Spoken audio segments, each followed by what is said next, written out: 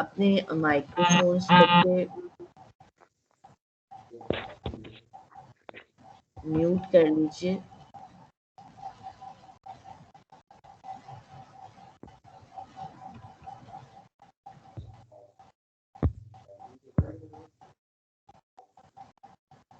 आप तमाम स्टूडेंट्स जिनके माइक्रोफोन्स ऑन हैं उनको प्लीज़ म्यूट कर लीजिए आप लोग, ठीक है।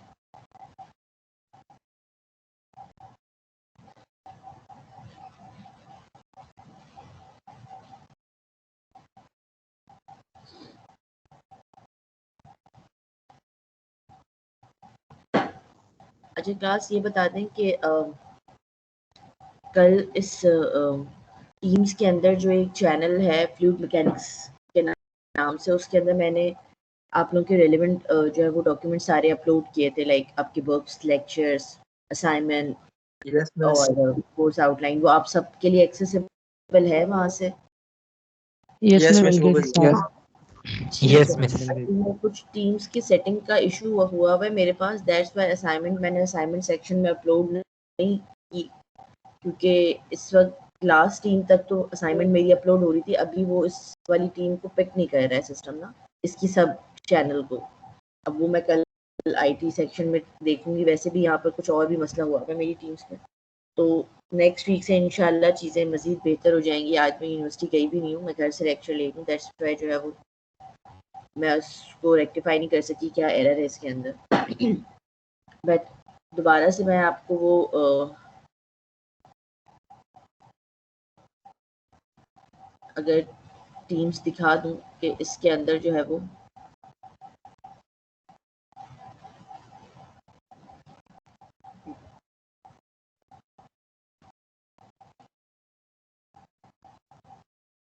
ये यहाँ पर आपको डिफरेंट फोल्डर्स नज़र आ रहे होंगे, ठीक है।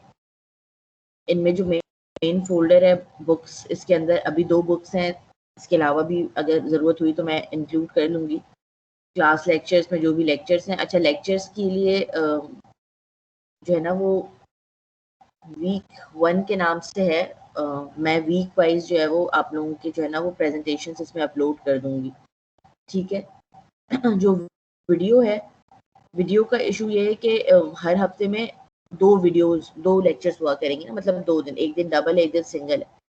तो लेक्चर वीडियो को जो है वो मैं वीक के नाम से वीक 1 का वीडियो 1 आउट ऑफ 2, यानी हर हफ्ते 2 वीडियोस रिकॉर्ड होंगी, एक वेंसडे वाले दिन, एक थर्सडे वाले दिन, तो होंगी वो दोनों एक ही हफ्ते के लिए। तो 1 आउट ऑफ 2 का मतलब ये पहले वाले दिन के लिए, 2 आउट ऑफ 2 होगा वो सेकंड वाला हो जाएगा, जो आज जैसे मैं रिकॉर्ड करके अपलोड करूँगी। तो इसी तरह हर हफ्ते वीक 2 में जब पहला लेक्चर होगा तो वीक 2 का 1 आउट ऑफ 2, फिर दूसरे दिन का होगा तो 2 आउट ऑफ 2, इस तरीके से सो ऑन। जितने भी वीक्स में लेक्चर्स होंगे और उसकी जो भी वीडियोस होंगी वो मैं यहाँ पर दोबारा से अपलोड कर दूँगी, ठीक है। इसके अलावा अगर कोई भी असाइनमेंट है, जिस तरह भी एक मैंने होम असाइनमेंट दिया था, ये होम असाइनमेंट 2 क्यों नज़र आ रहा है? सेम नाम से बच्चे फोल्डर्स आप लोग क्रिएट नहीं करें यहाँ पर, ठीक है। अभी खैर मैं इसकी सेटिंग्स चेंज कर लूँगी तो मज़ीद आसानी हो जाएगी कि जो असाइनमेंट मैंने क्रिएट किया है उसके अंदर आप लोगों की असाइनमेंट मौजूद है। अच्छा, होम असाइनमेंट्स में मैं ये भी करूँगी कि अगर जब मुझे ज़रूरत पड़ी तो मैं आप लोगों के लिए सॉल्यूशन जो है वो उसका अपलोड कर दूँगी, जहाँ पे मुझे लगेगा कि इन क्वेश्चंस का आपके साथ सॉल्यूशन शेयर करना है, तो मैं उसी होम असाइनमेंट्स के अंदर ही, जैसे अगर असाइनमेंट 1 लिखा है, उसका अगर सॉल्यूशन देना है तो मैं सॉल्यूशन टू असाइनमेंट 1 के नाम से एक दूसरी स्लाइड्स जो है वो, या वर्ड का फॉर्मेट जो भी होगा, मैं उसी असाइनमेंट वाले फ़ोल्डर में ही डाल दूँगी और आप लोगों को बता दूँगी कि ये मैंने जो भी चीज़ें अपलोड की हैं। सही है? वैसे भी इसके ऊपर ये 3 ब्लू मार्क्स आ रहे होते हैं व्हिच इंडिकेट्स के something new you uploaded here. तो जो भी न्यू मार्क्स अगर आ रहा होगा किसी भी फ़ोल्डर के ऊपर, तो आपको पता चल जाएगा इसमें कोई नया कंटेंट ऐड हुआ है, ठीक है? और इसके अलावा ये कोर्स आउटलाइन है, जिसके अंदर कोर्स आउटलाइन, आपका लेक्चर प्लान, असेसमेंट प्लान और CLOs और उसकी मैपिंग है PLOs के साथ। ये सारी चीज़ें आपके अंडरस्टैंडिंग के लिए, किसी को अगर कोई इशू हो तो भी इसमें से पूछ सकते हैं, ठीक है।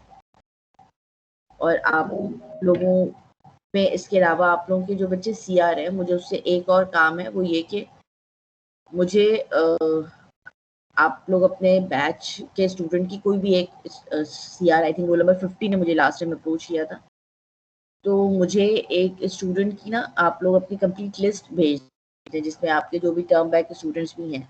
कल मैं यूनिवर्सिटी से भी ले लूँगी क्योंकि जो आप लोग का अटेंडेंस सॉफ्टवेयर है उसके अंदर कुछ नंबर ऑफ स्टूडेंट्स मुझे कम लगे, तो मैं उसको एक क्रॉस वेरीफाई कर लूँगी कि कोई ऐसा स्टूडेंट स्पेशली जो टर्म बैक हैं जो इस बैच में शामिल हुए 19 के या 18 के, तो वो स्टूडेंट्स का क्या स्टेटस है और उनकी अटेंडेंस वहाँ पर है या नहीं, ताकि मैं नहीं चाह रही कि किसी की अटेंडेंस जो है वो मिस हो।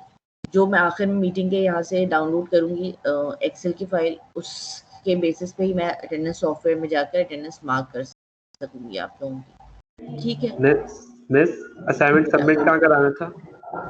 बच्चे असाइनमेंट सबमिट तो ये असाइनमेंट का ऑप्शन आ रहा होता है ना आप लोगों की टीम्स पे, जैसे मेरी स्क्रीन पे दिख रहा होगा।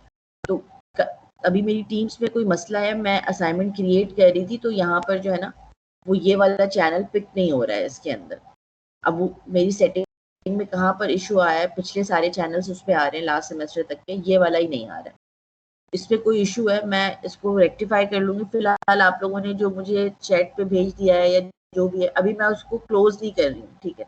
तो वंस ये रेक्टिफाई हो जाएगा असाइनमेंट 1 मैं अपलोड कर दूंगी यहाँ पर प्रॉपर तरीके से, तो फिर यहीं पर आप लोग उसको अपलोड कर दीजिएगा। ये आप लोगों का रिकॉर्ड भी मेंटेन रहेगा। एक्चुअली इस कोर्स में जितने भी असाइनमेंट्स आप लोग अगर कर रहे हैं और मुझे सेंड कर रहे हैं, तो वो मेरे पास और आपके पास दोनों के पास इक्वली ऑनलाइन रिकॉर्ड मेंटेन होगा। तो मैं ये कल या मंडे को रेक्टिफाई करके जब इसको अपलोड कर दूंगी तो मैं आप लोगों को बता दूंगी, तो फिर वो सारे स्टूडेंट्स भी जो रह गए हैं वो इसके अंदर असाइनमेंट अपलोड कर दीजिएगा। मैं इसकी डेडलाइन को एक्सटेंड कर दूंगी। जब यहाँ पर असाइनमेंट क्रिएट होती है तो हम उसके अंदर टाइमलाइन सेट कर देते हैं, उसके बाद सिस्टम आपसे वो चीज़ अपलोड नहीं लेता। तो मैं अभी उसकी टाइमलाइन क्लोज नहीं करूँगी, जब भी अपलोड करूँगी आपको बताकर फिर हाँ, फिर जब नेक्स्ट असाइनमेंट्स हुआ करेंगी, मेरा टीम प्रॉपर रन हो रहा होगा, तो उस वक्त फिर उसकी एक जो टाइमलाइन डिसाइडेड होगी, डिफाइन होगी, तो उसके मुताबिक ही वो क्लोज हो जाया करेगी। अभी फ़िलहाल जब असाइनमेंट 1 अपलोड करूँगी तो वो ओपन होगा, ठीक है। और जब करूँगी तो मैं बता दूँगी नेक्स्ट लेक्चर में। और फिलहाल कल की अटेंडेंस और आज की अटेंडेंस जो मैं एक्सेल फाइल है डाउनलोड कर रही हूँ उस पे से मार्क कर दूँगी, ठीक है। चले अब हम लेक्चर की तरफ आ जाते हैं। इसको जो है वो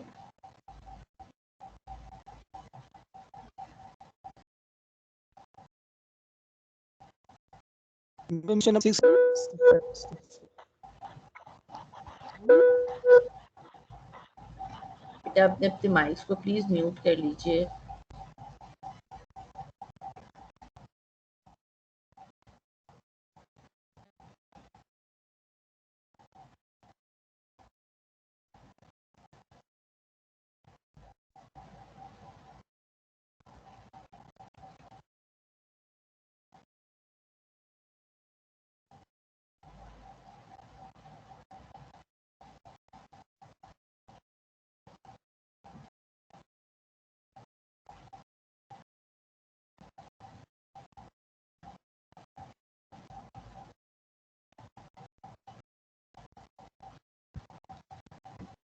आज हम जो लेक्चर में पढ़ेंगे, आवाज आ रही है आप लोगों को मेरी? यस मिस, आवाज आ रही है मिस। ये लास्ट में एग्जांपल नंबर 6 वो एक दफा रिपीट कर देंगी मिस, उसमें कंफ्यूजन हो रही है। अच्छा, एग्जाम्पल नंबर 6 के लिए ना बच्चे एक आसान हल तो ये है कि अगर आप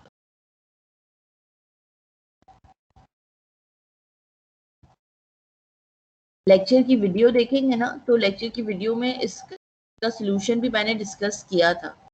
आपको पहले चेंज इन स्पेसिफिक वॉल्यूम निकालना है, मतलब डेल्टा वी, और उसके बाद जो सेकेंड पॉइंट है पॉइंट 2 जो है आपका, एक मिनट, ये आपके बॉटम पे पॉइंट 2 नजर आ रहा है ना इस पिक्चर के अंदर, तो पॉइंट 1 की डिस्क्रिप्शन आपके पास गिवन है, पॉइंट 2 पे जो भी चेंजेस आए हैं, यानी यहाँ पर आपका स्पेसिफिक वॉल्यूम क्या है इस डेप्थ पे, यहाँ पर स्पेसिफिक वेट क्या है, वो दोनों फाइंड आउट करना है। और यहाँ से यहाँ तक में जो डेल्टा वी है, स्पेसिफिक वॉल्यूम का जो चेंज है, वो फाइंड आउट करना है। उसके लिए पीछे इस स्लाइड से जस्ट पहले आपको बल्क मॉडुलस के साथ जो है वो इक्वेशन दी हुई है। यहाँ पर change in velocity with change in pressure, तो आप इस डेल्टा पी को जो है वो डेल लेटर से रिप्लेस कर सकते हैं, क्योंकि हमारे पास दो ही पॉइंट है, दो पॉइंट का डिफरेंस आप जो डेल ऑपरेटर है ट्रायंगुलर उससे चेंज करके बना सकते हैं। तो डेल्टा पी और डेल्टा वी हो जाएगा, ये हमारे पास वी है ई, तो उसके अंदर आपके पास और बल्क मॉड्यूलस ऑलरेडी गिवन है। आप ये देखें कि जो bulk modulus in terms of volume E V की जो बात हो रही है वो यहाँ पर ऑलरेडी आपको गिवन है, ठीक है। और इसका सोल्यूशन भी मैं आप लोगों को समझा देती हूँ कि जिस तरह ये इक्वेशन ई वी की डेल्टा वी ओवर वी के साथ इन्होंने रीअरेंज कर ली है, ठीक है। अब यहाँ पर पहली दफा मैं आपको डेल वी मालूम करना है, इनके चेंज इन स्पेसिफिक वॉल्यूम मालूम करना है, ना वॉल्यूम 1 ना वॉल्यूम 2। इस इक्वेशन को अरेंज करने के बाद यहाँ पर आपके पास डेल वी मालूम करने के लिए जो फॉर्मूला है वो इन्होंने यहाँ पर रीअरेंज कर लिया है। पहले स्पेसिफिक वॉल्यूम को चेंज किया है उसके स्पेसिफिक वेट के साथ, ग्रेविटेशनल कांस्टेंट के साथ, यहाँ से इसको अरेंज करके इक्वेशन के साथ बल्क मॉड्यूलस और डेल्टा पी लगाकर, क्योंकि देखिए यहाँ पर जो प्रेशर है ना P1, अच्छा सरफेस पे अभी हमने प्रेशर पढ़ा नहीं है, अभी हम नेक्स्ट वेरी लेक्चर में ना पढ़ेंगे ये कॉन्सेप्ट। इसके अंदर दो तीन चीज़ें आपकी थोड़ी आगे की भी हैं कि एक एब्सोल्यूट प्रेशर होता है, गेज प्रेशर होता है, और एटमॉस्फेरिक लेवल पर हम लेवल पे गेज प्रेशर को ज़ीरो लेते हैं, तो वहाँ पर हमारे पास, क्योंकि जब आप मेजर कर रहे होते हैं क्योंकि सतह पर जो भी है, अगर आप समंदर पे कहेंगे तो एक एटमॉस्फेरिक प्रेशर होता है, लेकिन आप जब मेजरमेंट की बात कर रहे हो तो वहाँ पे गेज प्रेशर लेते हैं, गेज प्रेशर सरफेस पे आप जीरो कंसीडर करते हैं। यहाँ पर सरफेस पे आपका P1 जीरो है, यहाँ से यहाँ तक जो पानी का वजन है उस वजन ने यहाँ पर 81.8 मेगापास्कल का वजन बढ़ाया हुआ है। तो ये प्रेशर यहाँ पर P2 तो आपके पास ये है, P1 इन्होंने जीरो लिया है, और जो E है आपका मॉड्यूलस वॉल्यूमेट्रिक उसकी वैल्यू या रीअरेंज करके उन्होंने डेल्टा वी निकाल लिया। ये V2 माइनस V1 को इन्होंने डेल वी ही रखा है, सिर्फ V1 चाहिए था वो पहले निकाल लिया, फिर ये डेल वी निकाल कर वंस आपको डेल्टा वी पता चल जाए तो आपके पास आप V2 निकाल सकते हैं, क्योंकि आपको V1 भी पता है, डेल भी पता है, यानी डिफरेंस कितना आया। इनको रीअरेंज कर ले, यहाँ पर आप V2 मालूम कर लेंगे। जब V2 आ जाएगा तो यहाँ से जैसे आपने स्पेसिफिक वेट की मदद से वॉल्यूम मालूम किया था, यहाँ वॉल्यूम की मदद से स्पेसिफिक वेट मालूम कर लें। इट्स इजी, लाइक थोड़ा सा आप लोगों का जो है ना वो कैलकुलेशन को रिफ्रेश करने के लिए बेसिकली ये असाइनमेंट्स आपको दी गई थी, ताकि आप लोग दोबारा से कैलकुलेशन में इन हो जाए। आप लोगों ने CPP 1 में पढ़ कर आए होंगे सारी इस तरह की छोटी छोटी चीज़ें, ठीक है, क्लियर है? Yes miss. स्टिल ये सोल्यूशन जो है वो आपके पास आपके उसमें मौजूद है लेक्चर के अंदर ना, तो उसकी प्रैक्टिस कर लें। स्टिल अगर कोई मसला हुआ तो ऐसा भी हो सकता है, may be class just for you people, मैं ये सोच रही हूँ कि मे बी मैं हफ्ते में एक लेक्चर ऐसा भी कर सकती हूँ कि मैं कोशिश करूँ अगर यूनिवर्सिटी के अंदर बोर्ड के साथ मैं कैमरे के साथ ऑनलाइन अगर मैनेज कर सकूँ, क्योंकि समटाइम मुझे लगता है बोर्ड, एक वाइट बोर्ड की बहुत नीड होती है लेक्चर के दौरान बहुत सी चीज़ों को समझाने के लिए। अभी यहाँ पर चूंकि मेरा इंटरेक्शन नहीं है आप लोगों के साथ फेस टू फेस, ना बोर्ड है, तो कुछ चीज़ें पिक्टोरियल वे में ज़्यादा बेहतर तरीके से समझ आ जाती हैं, समझाई जा सकती हैं, बट ये कंफर्म नहीं है। लेट्स सी कि ऐसा पॉसिबल हो सकता है कि नहीं। सॉरी, अब हम आ जाते हैं आज के एक न्यू टॉपिक पर, जो कि हमारे न्यूटेनियन फ्लूइड्स से रिलेटेड है, कि हम कौन से फ्लूइड्स हैं जिनको हम न्यूटेनियन फ्लूइड्स कहते हैं या नॉन न्यूटेनियन फ्लूइड्स होते हैं, कंप्रेसिबल या इनकम्प्रेसिबल फ्लूइड्स होते हैं। अच्छा, न्यूटेनियन फ्लूइड क्या होता है? Where stress is directly proportional to the rate of strain, ठीक है। इसका मतलब क्या है कि एक्चुअल में आप जितना भी फोर्स अप्लाई करते हैं फ्लूइड पे, वो आपको एक उतना ही डायरेक्टली प्रोपोर्शनल आपके पास स्ट्रेन जनरेट होता है, यानी कि वर्क डन होता है या जो आपको रिक्वायर्ड होता है। इनके बीच जो रेशो है ना, वो आपका डायरेक्टली प्रोपोर्शनल है। डायरेक्टली प्रोपोर्शनल का मतलब क्या होता है कि जब आप इसको मैथमेटिकली रिप्रेजेंट करते हैं, ग्राफिकली रिप्रेजेंट करते हैं, तो इनके बीच क्या होती है कि हमारे पास एक जो है वो स्ट्रेट लाइन होती है जो ओरिजिन से गुजरती है।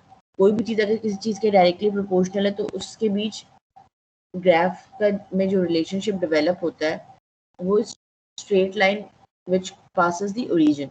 इसका मतलब क्या होता है कि जितना भी आपके पास जिसको हम लीनियर कहते हैं, ठीक है, बल्कि लिखा हुआ भी है यहाँ पर, the fluid flow like water, stress versus rate of strain curve is linear and passes through the origin. The constant of proportionality is known as the viscosity. A simple equation to describe Newtonian fluid is this. इस behaviour को मैं ख्याल में हम इसकी picture से ज़्यादा अच्छा डिस्कस कर सकते हैं कि Newton's law of viscosity basically कहता क्या है। न्यूटन्स लॉ ऑफ विस्कोसिटी में आपके पास क्या होता है कि फॉर एग्जांपल आपके पास दो प्लेट्स हैं, flat, this one and this one, ठीक है। ये दो आपके पास प्लेट है जिसके बीच में फ्लूइड है इनिशियली एट रेस्ट, और इन दोनों प्लेट के बीच का डिफरेंस क्या है, y।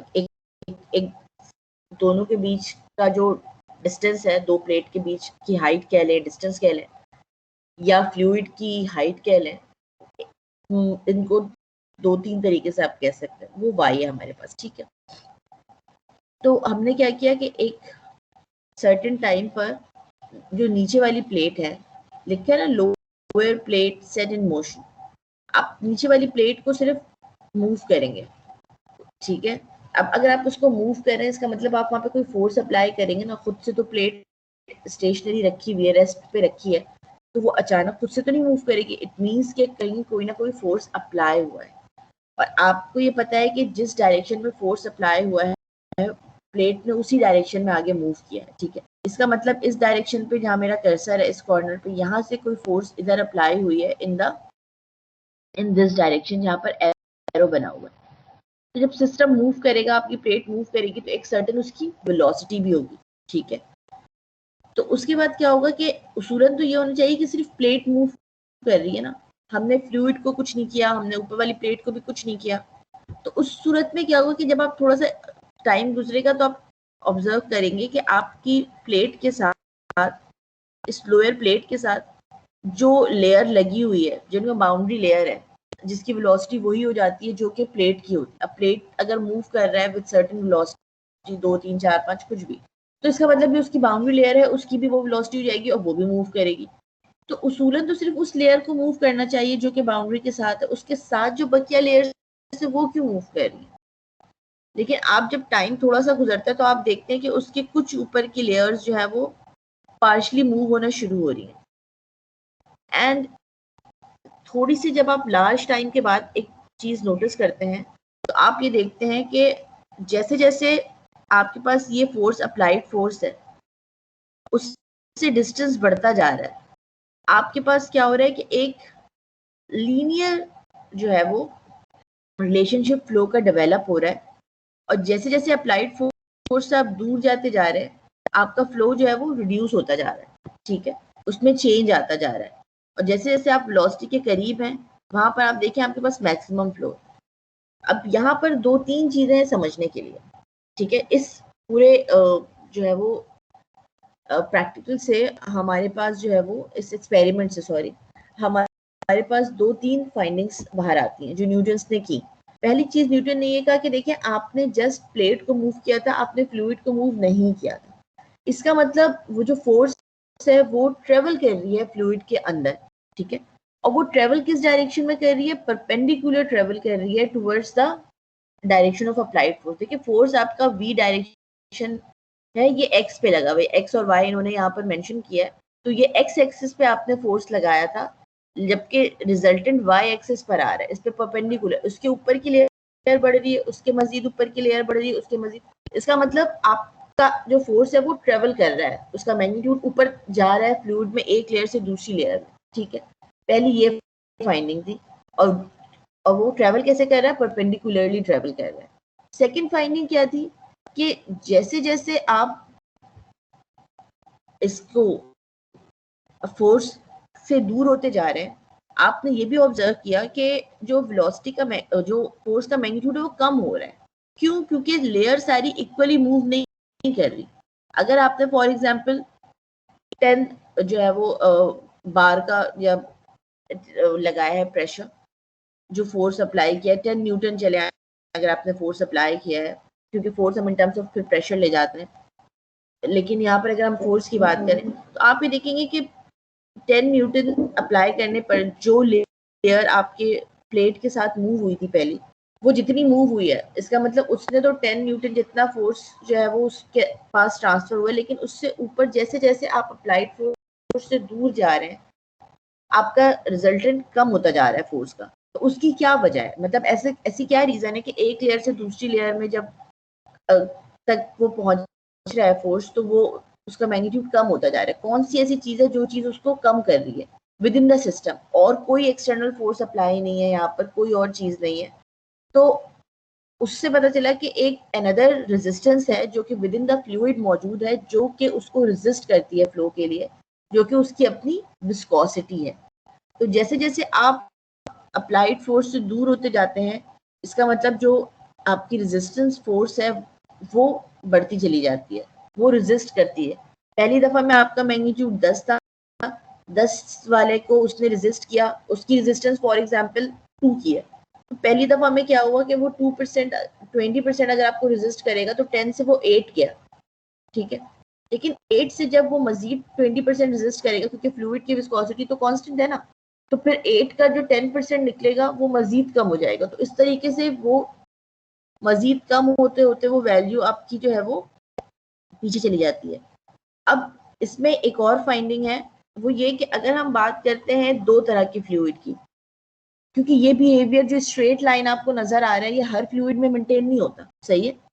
कुछ फ्लूइड्स के कुछ लेयर ज्यादा जाती हैं, फिर कुछ कम हो जाती हैं, कुछ कर्व्स आपके पास जो है वो बनता है रिलेशन, कुछ की रिप्रेजेंटेशन स्ट्रेट लाइन की होती है।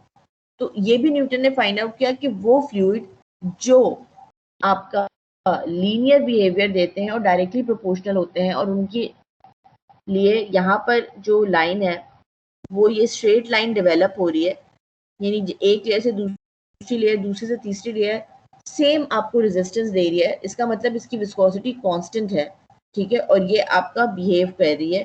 तो इसको उसने न्यूटेनियंस फ्लूइड के अंदर में कंसीडर किया, और उन फ्लूइड का जिनका बिहेवियर लीनियर नहीं आया उनको उसने नॉन न्यूटेनियन फ्लूइड में कैटेगराइज किया, ठीक है। तो अब इन सारी फाइंडिंग्स को, इन सारी चीजों को जब मैथमेटिकली रिप्रेजेंटेशन की बारी आई, तो उसको न्यूटन ने इस तरह से किया कि जब फोर्स अप्लाई हुआ पर यूनिट एरिया, यानी कि जो हम कहते हैं ना कि फ्लूइड पे हम प्रेशर की बात करेंगे आगे जाकर, तो फ्लूइड पे अभी हमने जो भी अप्लाई किया उससे क्या हुआ कि जो पर यूनिट एरिया में पहले change in velocity I with respect to change in the distance, जैसे जैसे डिस्टेंस ट्रेवल्ड हो रहा था आपका फोर्स का मैग्नीट्यूड कम होता जा रहा था। तो इसलिए वेलोसिटी आपकी डायरेक्टली प्रोपोर्शनल थी और डिस्टेंस आपका इनवर्सली प्रोपोर्शनल था with the applied force. Proportionality का जब कांस्टेंट आपने रिमूव किया तो यहाँ पर आपने फिर एक जो कांस्टेंट ऑफ प्रोपोर्शनैलिटी यहाँ पे इंट्रोड्यूस किया, वो है इसकी विस्कोसिटी, ठीक है। इसको मजीद मैथमेटिकली जब हमने चेंज किया, जैसे चेंज इन वेलोसिटी, अच्छा हमारे अंदर यहाँ पर क्या होता है कि हम डायरेक्शंस की बात करते हैं कि किस डायरेक्शन में वेलोसिटी आपकी जा रही है। इसका मतलब अप्लाइड फोर्स आपका किस डायरेक्शन में, एक्स डायरेक्शन में आपने फोर्स अप्लाई किया था तो अल्टीमेटली रिजल्टेंट उसका उसके परपेंडिकुलरली आएगा, ठीक है, यानी वाई डायरेक्शन में। तो change in distance travelled Y with in the fluid की बात हो रही है, ये फ्लूइड के फ्लो डायरेक्शन की बात नहीं हो रही, फोर्स के अप्लाई के डायरेक्शन की बात हो रही है। और जो फोर्स पर यूनिट एरिया जो हम फोर्स अप्लाई कर रहे होते हैं फ्लूइड पे, उसको हम उसके हम आमतौर पर जो हम फ्लूइड स्ट्रेस की बात करते हैं उसके टर्म में हम उसको टॉ से रिप्रेजेंट करते हैं, ठीक है। वाई इंटू एक्स हम लिखते हैं, यानी कि रिजल्टेंट, एंड एक्स जो है वो अप्लाइड फोर्स की डायरेक्शन।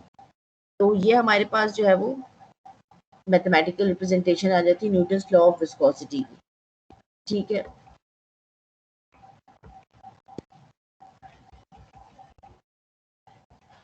अब यहाँ पर क्या हुआ कि वो तमाम फ्लूइड जिनका स्ट्रेस वर्सेस स्ट्रेन यानी कि फोर्स वर्सेस रिजल्टेंट लीनियर होता है, ठीक है, जैसे इस पिक्चर में शो हो रहा है, तो वो आपके फ्लूइड्स न्यूटेनियन फ्लूइड्स कहलाते हैं। जिनका नॉन लीनियर होता है वो हमारे पास क्या कहलाते हैं, नॉन न्यूटेनियन फ्लूइड्स। जो न्यूटेनियन फ्लूइड्स है वो ज़्यादातर आपके पास इनकम्प्रेसिबल होते हैं, क्योंकि अगर कंप्रेसिबल होंगे तो इसका मतलब ये है कि उनकी विस्कोसिटी चेंज हो जाती है विद रिस्पेक्ट टू अप्लाइड आपके पास पैरामीटर्स के। तो अल्टीमेटली आपको पता हो जाएगा कि अगर हम बात कर रहे हैं न्यूटेनियन फ्लूइड की तो वो इनकम्प्रेसिबल होंगे फ्लूइड, और जो नॉन न्यूटेनियन फ्लूइड्स हैं वो मेजरली आपके सारे कंप्रेसिबल फ्लूइड्स हैं, ठीक है।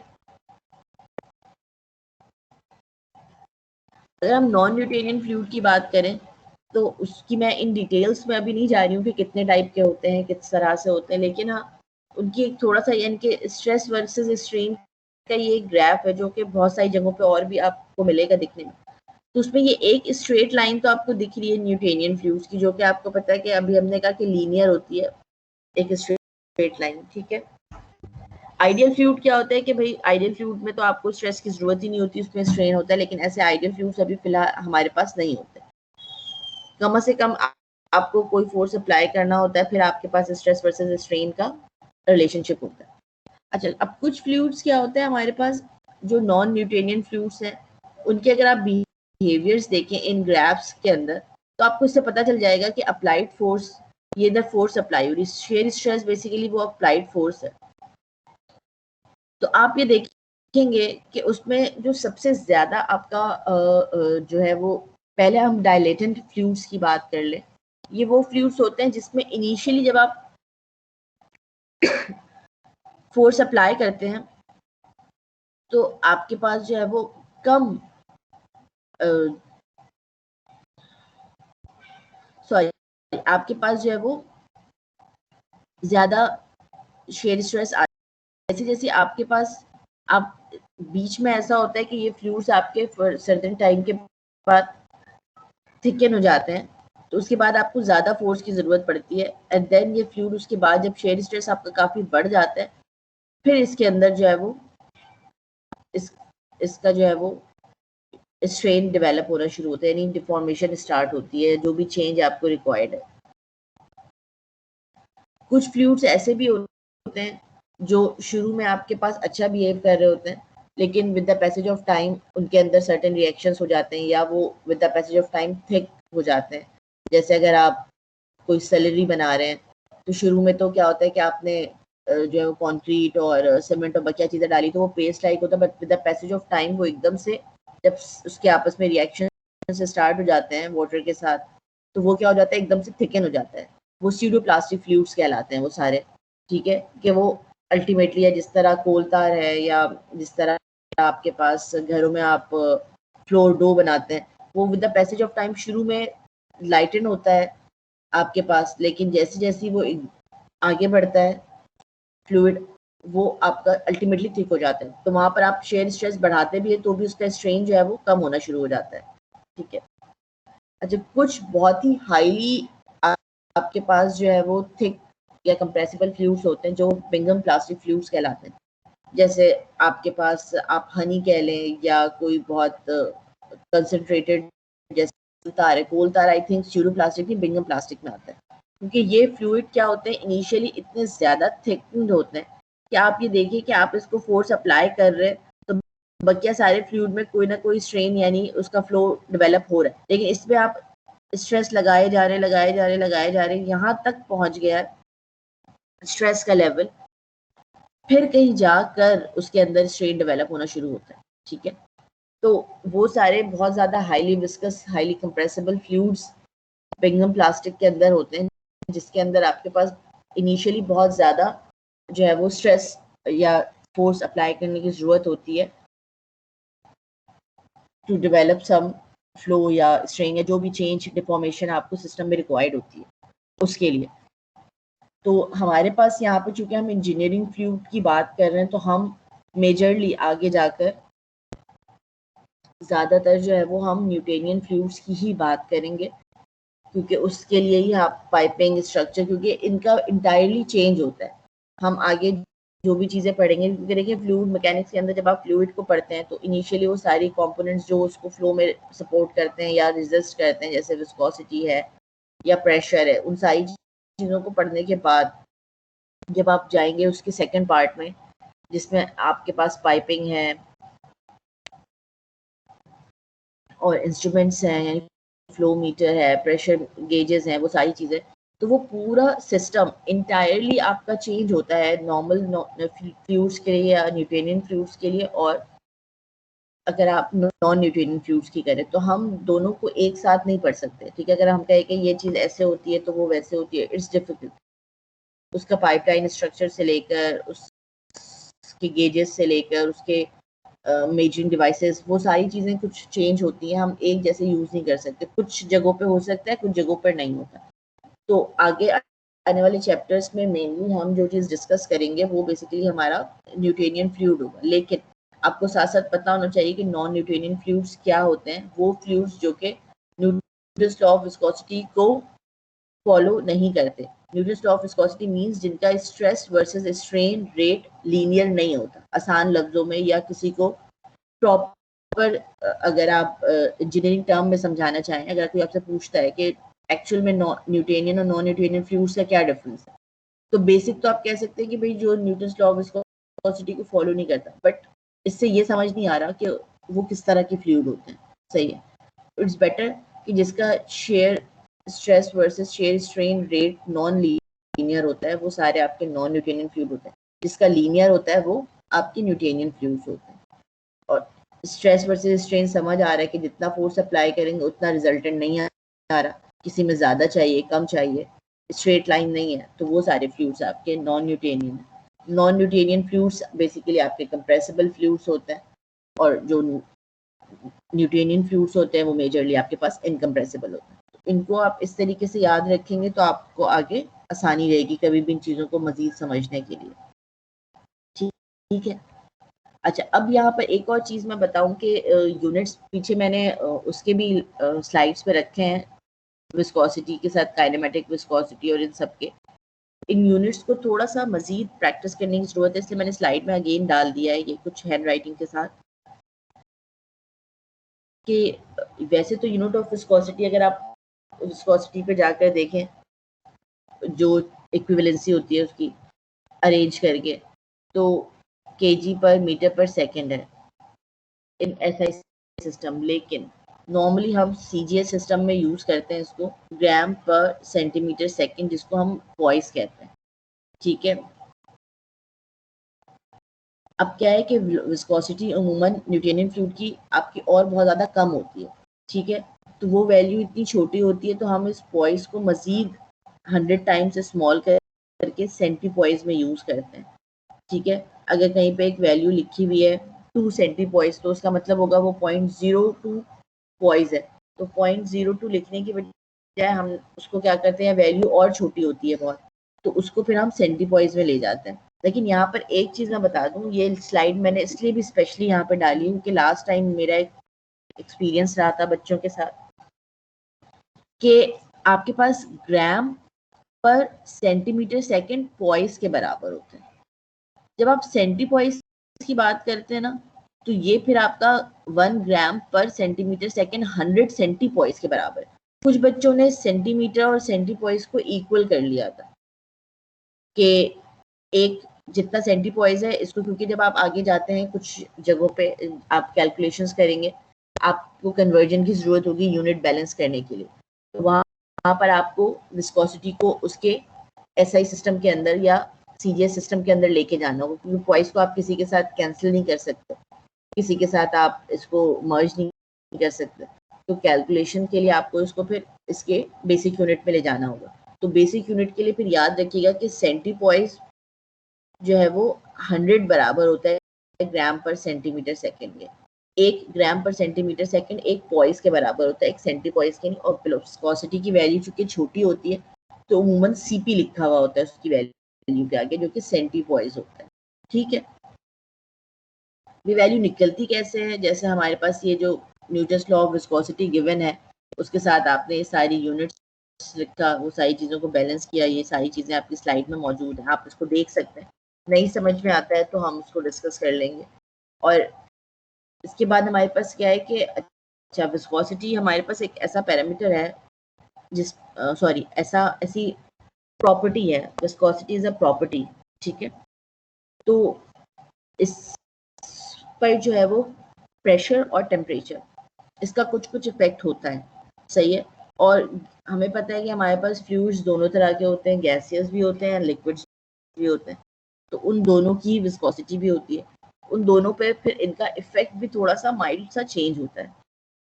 जैसे अगर हम प्रेशर के इफेक्ट की बात कर लें तो गैसेस पे ऑब्वियसली अभी हमने पीछे एक पढ़ा था कंप्रेसिबल फ्लूइड के लिए कि वहाँ पर प्रेशर बढ़ाने से आपके गैसेस जो है वो क्लोजली हो जाती है पैक, तो इसका मतलब उसकी विस्कोसिटी पे भी इफेक्ट आता होगा। अच्छा, अगर आइडियल गैस है तो हमारे पास क्या है कि एक हाई प्रेशर पर विस्कोसिटी क्या होती है, गैसेस की इंक्रीज हो जाती है। अगर अच्छा देखें, आइडियल गैस है तो भाई वो तो इंडिपेंडेंट ऑफ प्रेशर हो गया, आइडियल है, आइडियल की तो हम कहानी नहीं करते। रियल गैसेस में क्या होता है कि अगर लो प्रेशर है, viscosity is almost independent of pressure. अगर लो प्रेशर है तो वो तो गैस के मॉलिक्यूल्स वैसे ही फ्रीली मूव कर रहे होंगे, वो प्रेशराइज्ड होंगे नहीं, तो उसका मतलब जो उसकी विस्कोसिटी है, जो इंटरनल रेजिस्टेंस है सिस्टम की, वो वैसी रहेगी। लेकिन जब प्रेशर हाई होता है तो हाई प्रेशर का मतलब क्या होता है, मॉलिक्यूल्स और ज़्यादा क्लोजली पैक्ड हो जाता है, ज़्यादा क्लोजली पैक्ड होते हैं, उनके बीच ज़्यादा कोलिजन होती है, ज़्यादा वहाँ पर जो है वो विस्कोसिटी उसके सिस्टम की बढ़ जाती है क्योंकि वो ज़्यादा क्लोज हो जाते हैं हमारे पास। तो हाई प्रेशर पर अगर गैसेस है तो गैसेस की viscosity of gases increases with pressure. अगर हम बात करते हैं इसमें लिक्विड की, लिक्विड में भी सेम ये होता है कि अगर increasing the pressure over a liquid results in an increase in viscosity. Liquid को भी अगर आप मजीद प्रेशराइज करेंगे तो उसके मॉलिक्यूल मजीद क्लोजली पैक्ड होंगे, मजीद वो सिस्टम को फ्लो के लिए रेजिस्ट करेंगे, तो उनकी विस्कोसिटी बढ़ जाती है। इफेक्ट ऑफ प्रेशर है। अगर हम उसी तरह हम टेम्परेचर की बात करें, अच्छा होता क्या है कि the viscosity of gases increase with temperature when pressure is low.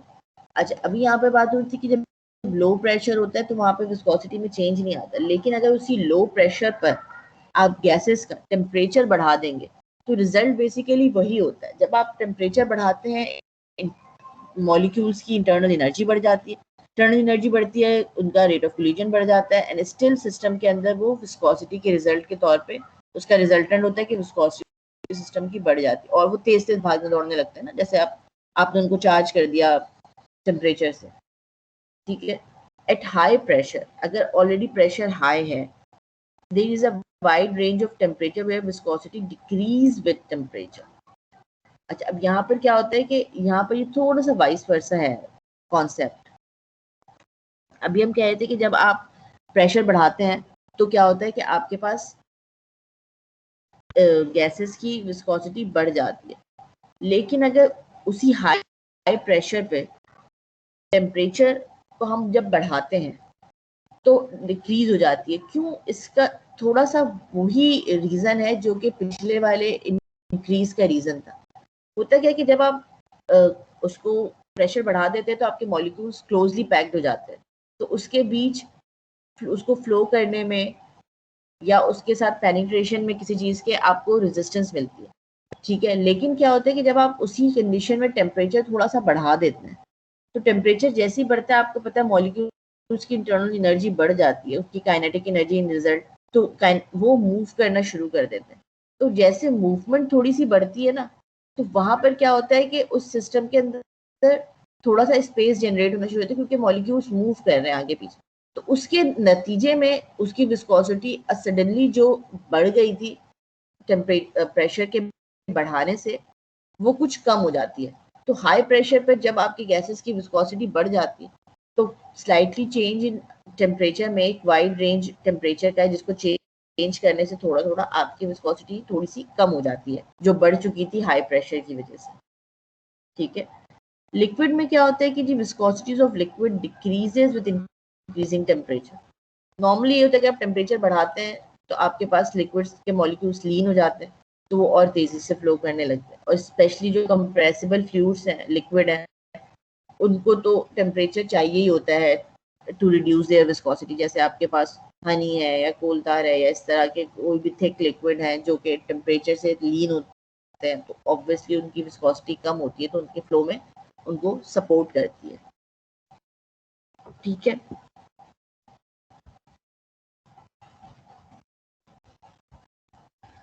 यहाँ पर हमारे पास जो है वो ये इनिशियल टॉपिक्स सारे जो है वो कवर हो जाते हैं। ठीक है, यहाँ से जो है वो हम जो बेसिक कॉन्सेप्ट से सारे अगर मैं उनको रिकॉल कर दूं कि हमने जो पहला चैप्टर 1 और 2 को मैंने सरफेस से करवाया है आप लोगों को, जिसके अंदर जो बेसिक कॉन्सेप्ट्स हैं, अगर हम कंटेंट वाले पेज से ही इसको रिव्यू कर लें कि इंट्रोडक्शन था कि फ्लूइड मैकेनिक्स क्या होता है, किस तरह से मज़ीद टर्मिनोलॉजीज इसके अंदर होती हैं जो हम देखते हैं फ्लूइड से रिलेटेड, गैसेस और लिक्विड फ्लूइड में क्या डिफरेंस है, जो इम्पोर्टेंट टर्मिनोलॉजीज हैं फ्लूइड मैकेनिक्स के अंदर जो आप कैलकुलेशंस में यूज़ करते हैं, कि हमें पता होना चाहिए कि डेंसिटी क्या है, स्पेसिफिक वेट, वॉल्यूम, ग्रेविटी, ये सारी चीज़ें क्या हैं। इसके अलावा जो कुछ कॉन्सेप्ट्स हैं जो कि हमारे पास फ्लूइड से रिलेटेड होते हैं, यानी सरफेस टेंशन का एक है कॉन्सेप्ट, कंप्रेसिबिलिटी है, प्रेशर एंड विस्कोसिटी है। उसके बाद हमारे पास फ्लूइड की जो है वो कुछ टाइप की हमारे पास डिस्कशन है, जिसमें न्यूटन्स लॉ ऑफ विस्कोसिटी जो गवर्न करता है फ्लूइड फ्लो को, न्यूटेनियन फ्लूइड और नॉन न्यूटेनियन फ्लूइड के लिए। और दूसरा ये कि हमारे पास चूँकि विस्कोसिटी एक इम्पॉर्टेंट जो है वो प्रॉपर्टी है, तो उस और सिस्टम के अंदर आपको पता है प्रेशर एंड टेम्परेचर जो है वो, स्पेशली प्रेशर तो बहुत इंपॉर्टेंट फैक्टर है आपके फ्लूइड के अंदर, तो उसका और टेम्परेचर का क्या इफेक्ट है विस्कोसिटी के ऊपर, क्योंकि विस्कोसिटी भी एक फिक्स एक प्रॉपर्टी है, जब भी फ्लूइड होगा उसकी कोई ना कोई विस्कोसिटी होगी, और फ्लूइड में एनी डिफॉर्मेशन यानी एनी चेंज के लिए आप कोई ना कोई फोर्स अप्लाई करेंगे। ठीक है, पर उस सिस्टम में तो वो इन टर्म्स ऑफ प्रेशर होगा, तो pressure and viscosity they both are connected, इनका पता होना और इनके साथ होना क्या है, इनका रिलेशन ज़रूरी है। ठीक है, ये सारे बेसिक कॉन्सेप्ट्स के बाद जो हम अब बारी बारी पढ़ेंगे वो नेक्स्ट वीक से लेक्चर है हमारा,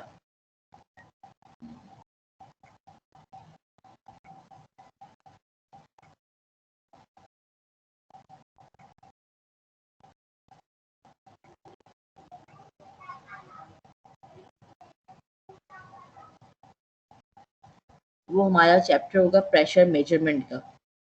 ठीक है, अच्छा, प्रेशर वाले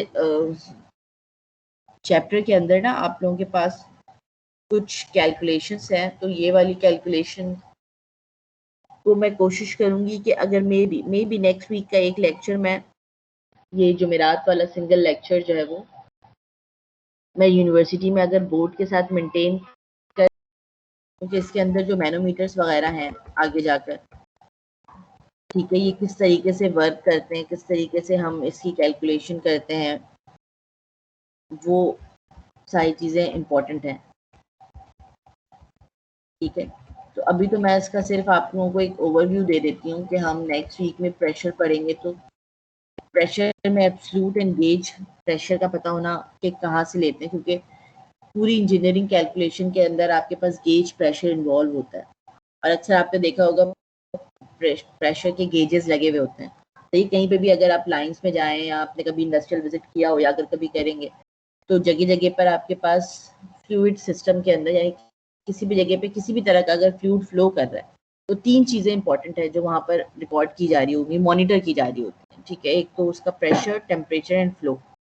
फ्लूइड कहीं भी होगा, और ऐसा फ्लूइड जिसके अंदर टेम्परेचर इन्वॉल्व होता है, जैसे अगर रिफाइनरी वगैरह जहाँ हाई टेम्परेचर इन्वॉल्व है, फर्टिलाइजर है, पेंट वगैरह, तो वहाँ पर टेम्परेचर भी होता है। कोई सिंपल अगर वाटर लाइन है जिसमें टेम्परेचर का इतना इफेक्ट नहीं है आपके पास, अगर हाँ बॉयलर फीड लाइंस हैं या कंडेंसर लाइन है, तो अल्टीमेट अगेन टेम्परेचर भी होता है, लेकिन प्रेशर एंड फ्लो मीटर्स ये हर जगह लगे हुए होते हैं।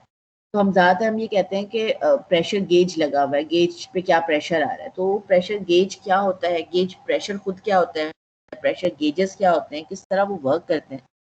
ठीक है, कुछ कॉन्सेप्ट्स रिलेटेड टू प्रेशर हैं कि किस तरीके से हाइट का इफेक्ट होता है, लिक्विड का इफेक्ट होता है, टाइप ऑफ लिक्विड किस तरह से इफेक्ट कर रहा होता है इसके ऊपर।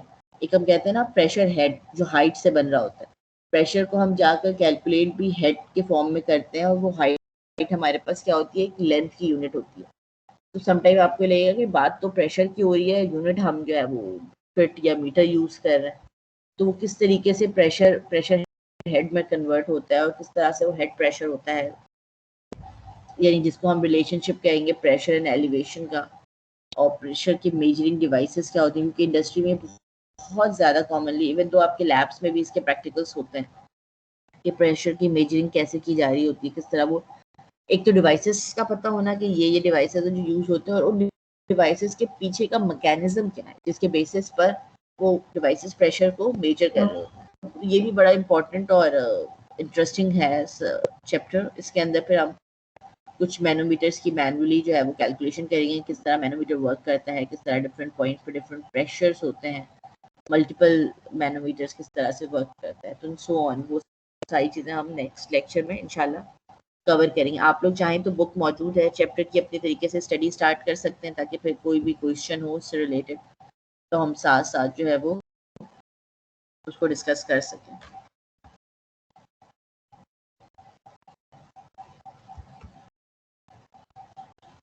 अभी आज आप लोगों की कोई और क्लास भी होती है 1 बजे से? Yes miss.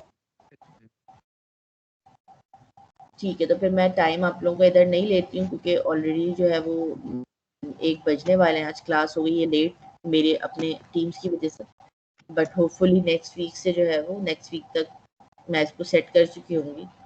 मैं दोबारा से मीटिंग्स जो है वो कॉल पे डाल दूंगी ताकि वो वीकली खुद ही रिपीट होती रहेगी। ठीक है क्लास, आज के लिए कोई भी चीज़ अगर इशू हो तो पूछ लीजिएगा। अटेंडेंस मैं यहाँ से डाउनलोड करूँगी आप लोगों की, मैं इसके अगेंस्ट पे मार्क करूँगी फिर। ठीक है, ओके मैम। चलें, ओके बच्चे, अल्लाह हाफिज़। अल्लाह हाफिज। अल्लाह हाफिज़।